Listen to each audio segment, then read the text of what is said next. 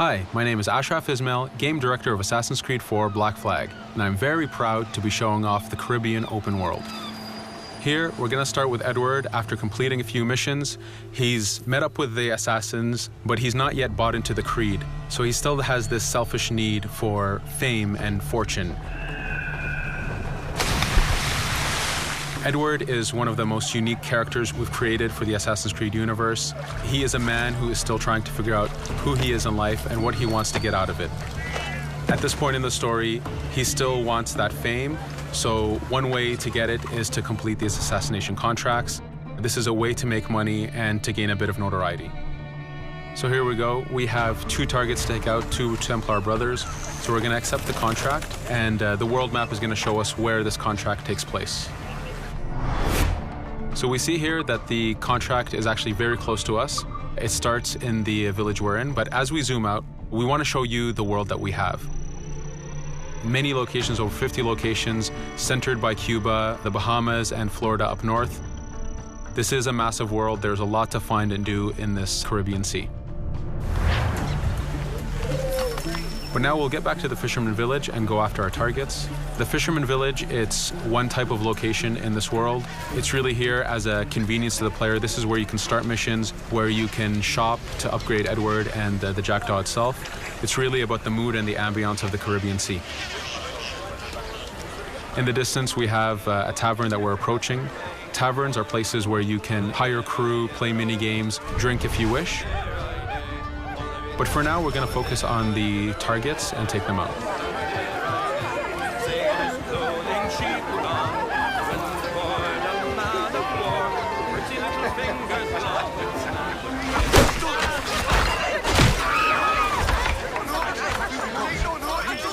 Now that we've taken out one brother, the other one's going to bolt.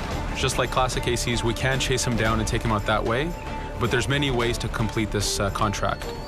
We can use the new free aim system to shoot him this way, to eliminate him that way. We can jump onto the ship and take him out with his crew, but instead we're going to let him escape into the sea and follow him with the Jackdaw. This is your ship. This is the second main character of the game. You're going to have to customize and upgrade the ship as you go on this journey with Edward.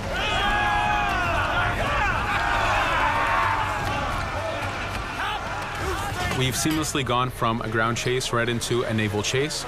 We could destroy the ship and complete the contract that way, but instead, using the spyglass, we can see that he's carrying a lot of rum. Rum is important in the economy system. It's one way of making a lot of money if you sell it properly. So instead of destroying the ship, we're going to plunder that ship.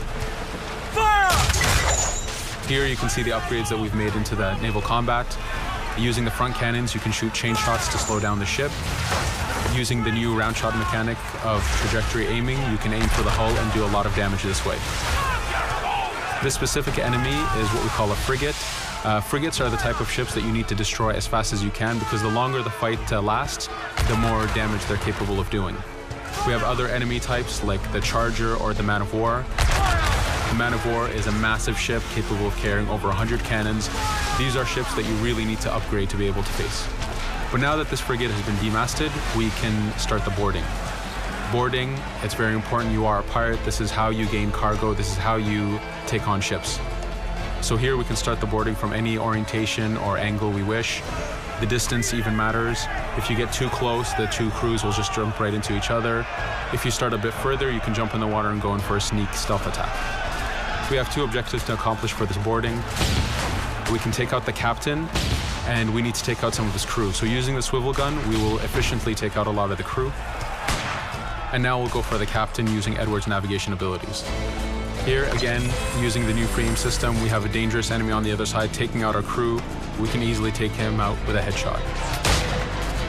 So what we see here is that 2 ships have come together to create this 3D environment where, using your assassin abilities to navigate, to be stealthy, you can take the advantage and get the kill by surprise. Now that we've taken out the captain, we still need to take out a few of the crew members to complete this boarding. Now that we've plundered the ship, we're going to gain that rum that we saw earlier, but we're also going to gain ammo and crew members and some gold. With every boarding, there's 3 options that you can do with that ship. You can gain crew members, you can send the ship to your fleet if you wish, or you can salvage a ship to repair the Jackdaw if you took too much damage in the fight. In this case, since we did well, we're going to send the ship to our fleet. Now that we're back in the Caribbean Sea, we needed to make sure that every minute something is being advertised to the player, something new for the player to do. In this case, we have this uncharted location. These are what we call playas.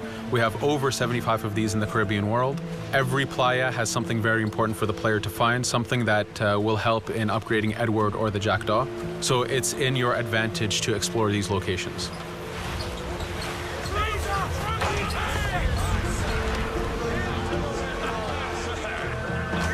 Again, for us, seamlessness is very important. We needed to be able to explore this Caribbean world without having too much interruption in the action. So being able to just let go of the wheel anywhere we want, jump into the water, and swim over to that location. This is very important for the mood and the immersiveness of this Caribbean open world. Here, as we get on the playa, in the distance we can see that there's a faction battle, but closer to us we can see that there's this poor drunken sailor who's passed away. But being a pirate, of course, we're going to loot his body and see what he has for us.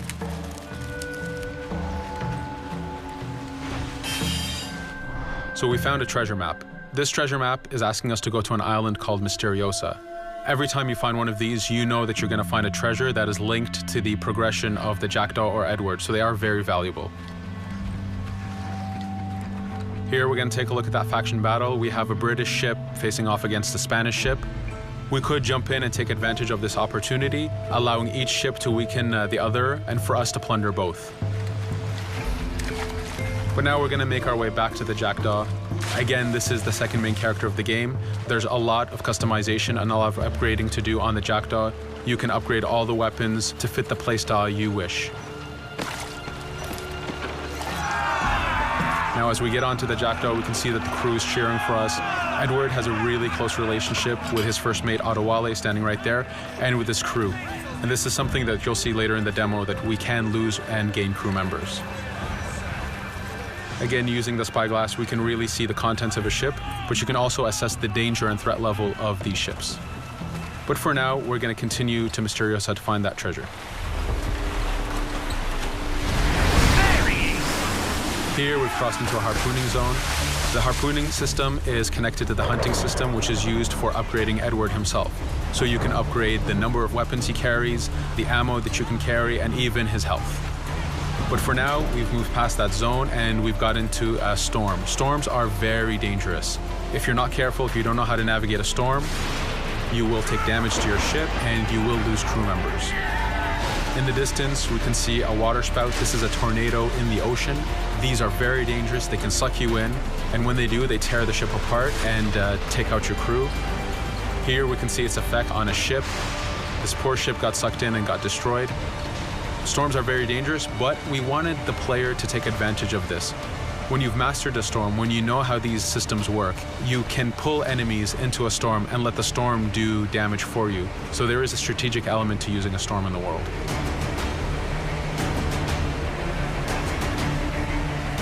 Here we can see that the storm is dying down a bit, but there's still this torrential downpour. It was very important for us to get the real mood of and atmosphere of the Caribbean in the weather cycles and in the daytime cycles.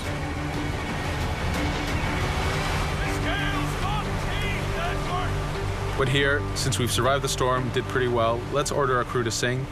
Sea shanties are a part of this game. It's a collectible that you can find in the world. So the more you find, the bigger playlist you have for your crew.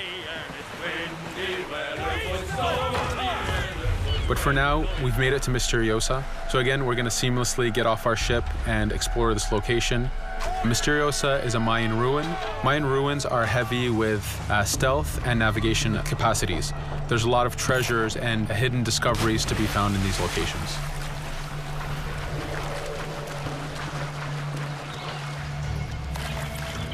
If we recall the treasure map, the treasure is hidden behind a temple. So just by quickly looking around, we can see that temple looks about right. So that's our objective. We'll head there. As we go this way, we can see there's a lot of guards on the beach. We could go in and fight them if we wish to, but to show off that this is a mini open world, we're going to try to find a different route to get to our objective. Here, we've seen a guard. We don't want to alert him, and we don't want to alert the guards on the beach, so we're going to use our stealth ability to take him out silently.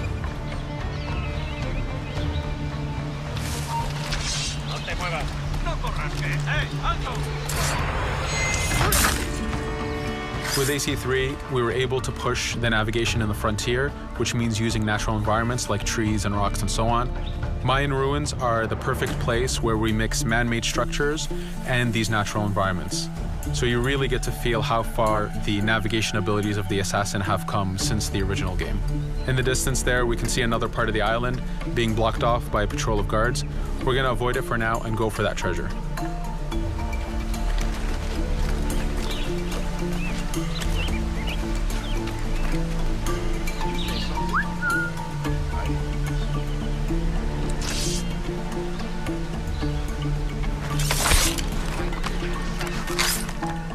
It's important for us to be able to give the players new tools, specifically for stealth. In this case, we have the blowpipe. Using the berserk darts, you make your enemies go crazy. Effectively, this means that they'll attack anything and everything in sight, including their own friends, animals, or Edward if he was in the way. So you do have to be careful with how you use it. But now that we've caused a distraction, if we happen to fall down there, at least there's already a bit of damage done for us. But using our navigation skills, we're able to get past that area without any trouble. There in the distance, you can see the jackdaw placed exactly where you left it when you got onto this location. It's really important for us to show the beauty of this Caribbean world. The Caribbean has some amazing vistas, and we pushed ourselves to replicate this in the game.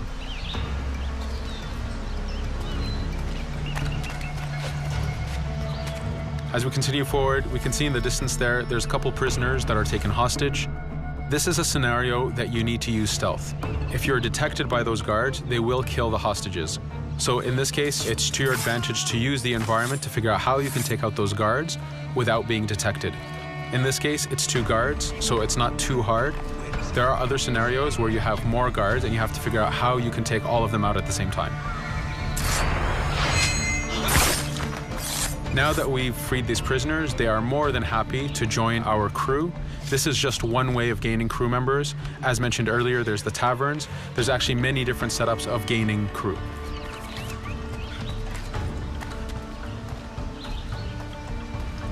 Here, we're going to go back to the treasure map. We can see that the treasure is actually behind the temple near a fountain. So if we just look around, we can see that it's around here.